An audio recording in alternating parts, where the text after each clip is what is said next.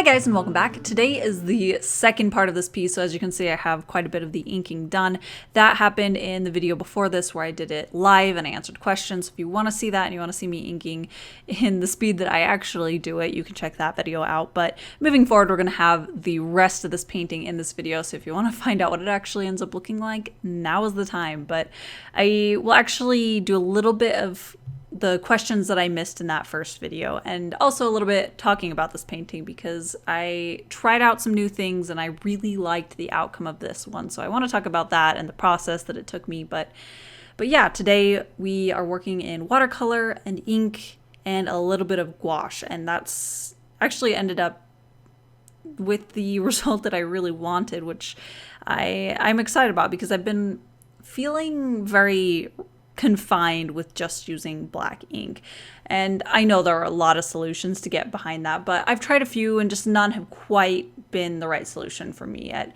I still need to actually go and find some colored microns and try those. Mostly what I prefer using for inking are microns simply because they are very controllable and very fine.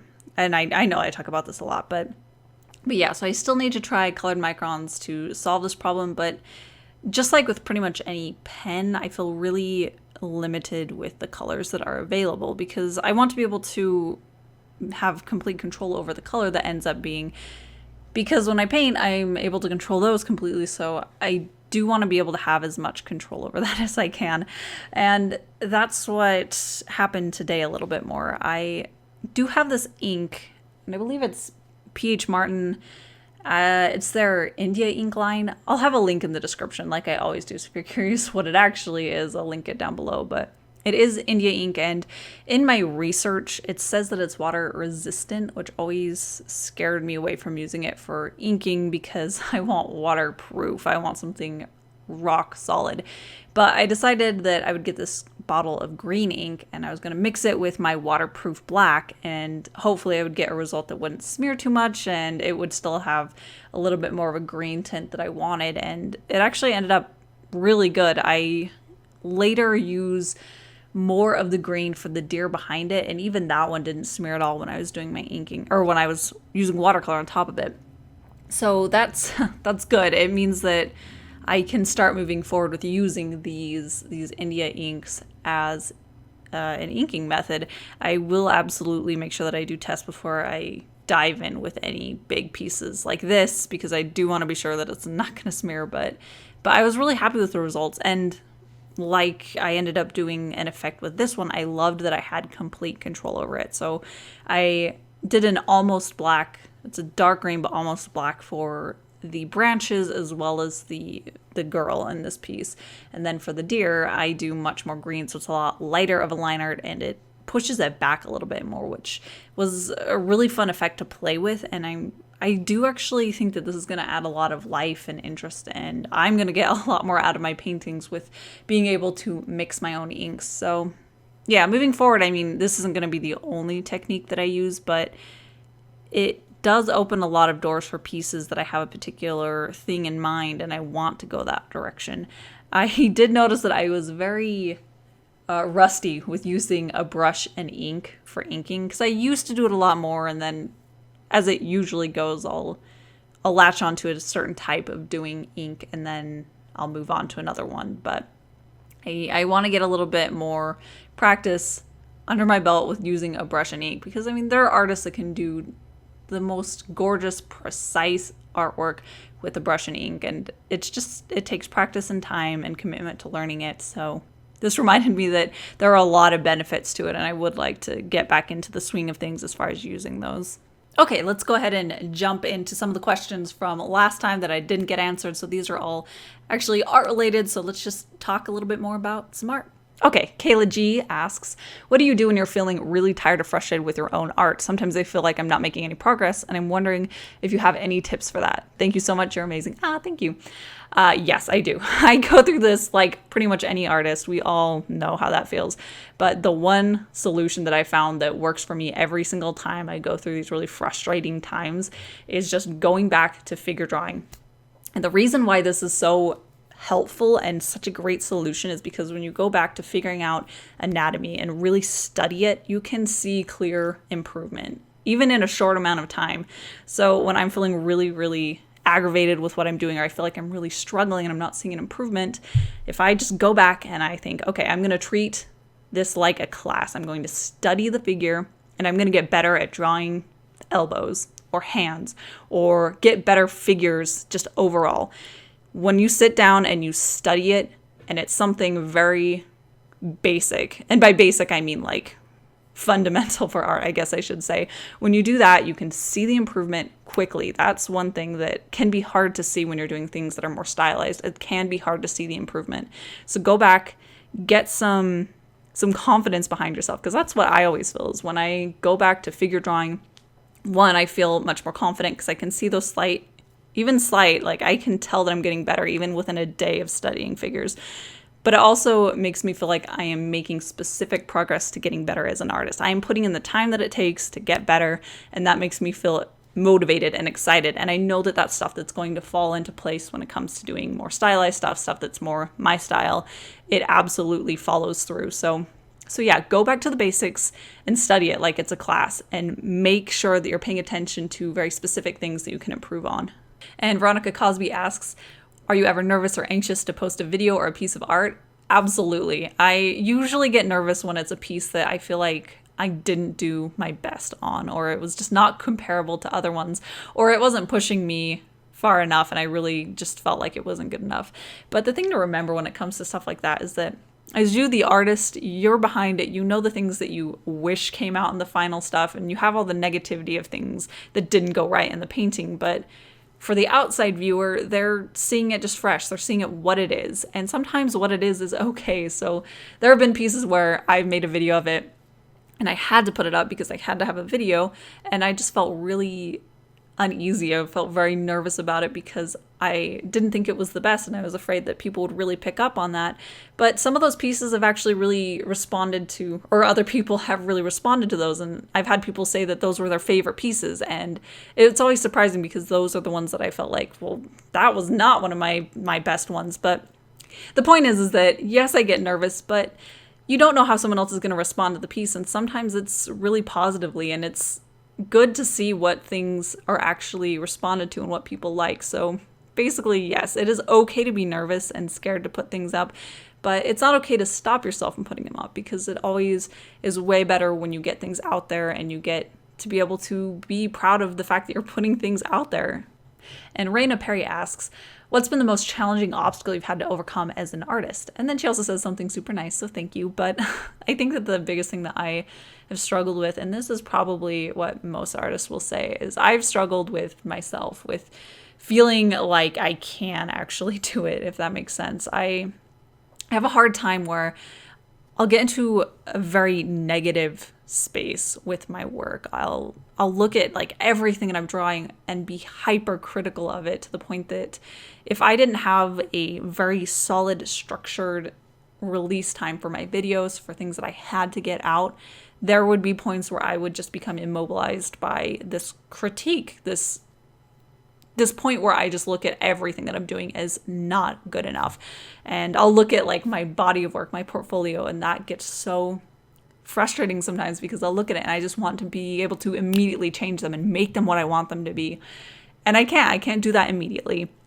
And that feeling of almost like I'm stuck, like there's not enough that I can do quickly enough to make myself as good of an artist, it can be really demoralizing. And that is a feeling that has always plagued me. And there have been points in my life where I've just completely stopped drawing. I mean, there was a point where it was sometime after high school, before college, for about 2 years, I didn't draw like at all. I had like one sketchbook that I drew like 2 eyes in, and I just felt so upset at myself because I wanted to draw. When I did draw, I couldn't make it what I wanted, so then I didn't draw anymore. And yeah, it's a really hard thing to get over, to allow yourself to make mistakes and to allow things to not be absolutely perfect.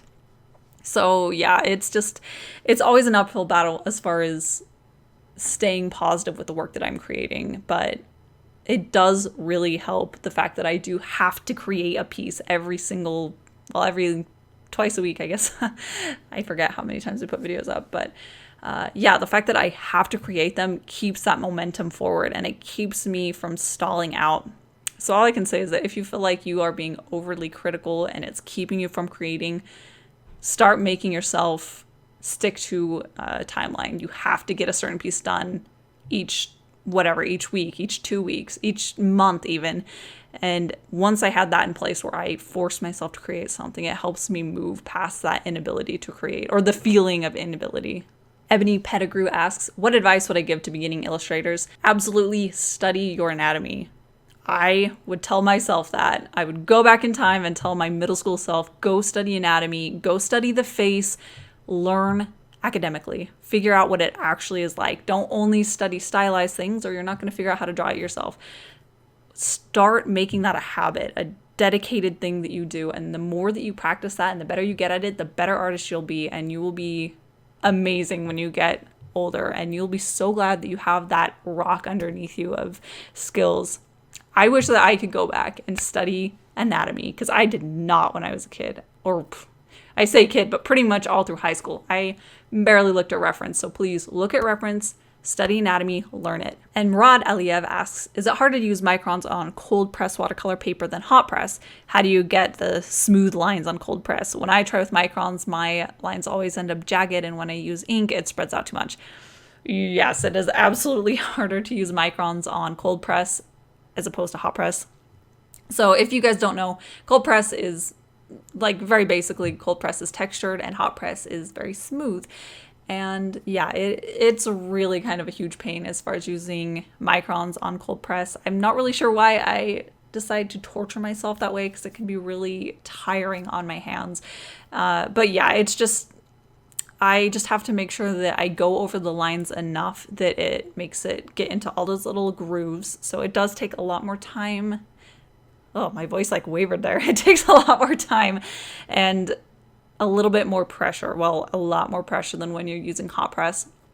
And I do find that when I use a fresh micron, it is way easier. So I know that that can get expensive, but if you're using a fresh one with more bigger projects or things that you need to get it to look really good, use a fresh one. But yeah, basically all I can tell you is it just comes down to drawing over the lines repeatedly and pressing hard enough that it gets into the grooves. But yeah, it's tiring, it's exhausting. I will probably go into more hot press once I need to re-up on my watercolor paper supply. But yeah, it can be done. I will say that it's just practice and realizing that it's just going to take more pressure and a little bit more time to get the boldness and the smoothness that you want.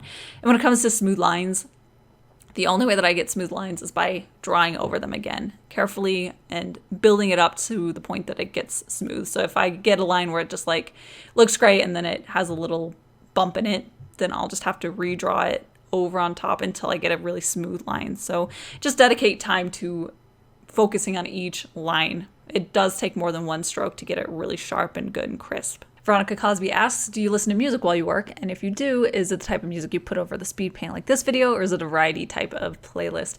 I love listening to music when I'm creating. I find that when I'm listening to music that's really just me, my music, it gets me excited. I can feel that in the piece. When I'm drawing, I feel really motivated and excited, and I feel like it really turns out much better than when I'm not listening to music. So I'm trying to do that more. But yeah, mostly I just like music that feels really passionate, I guess, when it has an emotion to it. It makes me feel an emotion. So I am always on the hunt for something that just feels really soulful, I guess you could say. Some of my favorite things that I'm listening to recently is The Devil and God Are Raging Inside Me, and that's by Brand New. It's one of my favorite albums, so I talk about it all the time, but I love that one. I think one of my favorite songs right now is Sympathy by Too Close to Touch. I love Catatonia. That has a really atmospheric metal. I really like metal as kind of a general base of music that I like, but again, I just look for things that have a lot of emotion in it, and then when I'm drawing, it really makes me feel connected to that piece. I love it when I'm like listening to a particular song that I have this really strong connection with. And then when I create a piece and then I look at it later, I can feel that emotion that I had when I was listening to that music when I look at that piece, because they're just so entwined. So yeah, I look for music that gives me feeling and excitement and passion. So yes, I love listening to music. And that is it for this painting. I loved working with new techniques, and I'm really excited about the colored ink process because I think that's going to open a lot of doors for me. So I'm ready to start a new painting and figure this out a little bit more. But yeah, thank you so much for all of the questions that you guys submitted. I'm going to try to mix them in with my videos so I can keep answering things for you guys. But as usual, I do have this original painting available. So if you'd like to own this, I've got a link in the description as well as in the end card. And I actually also have prints of her available as well. So prints and originals, buttons. I have lots of stuff over at my shop. And as usual, I do post every Wednesdays and Saturdays. So go ahead and hit that subscribe button if you haven't yet so you can catch more art videos, and that bell button so you get notifications. And that's it for today. So thank you guys for watching. I'll see you next time.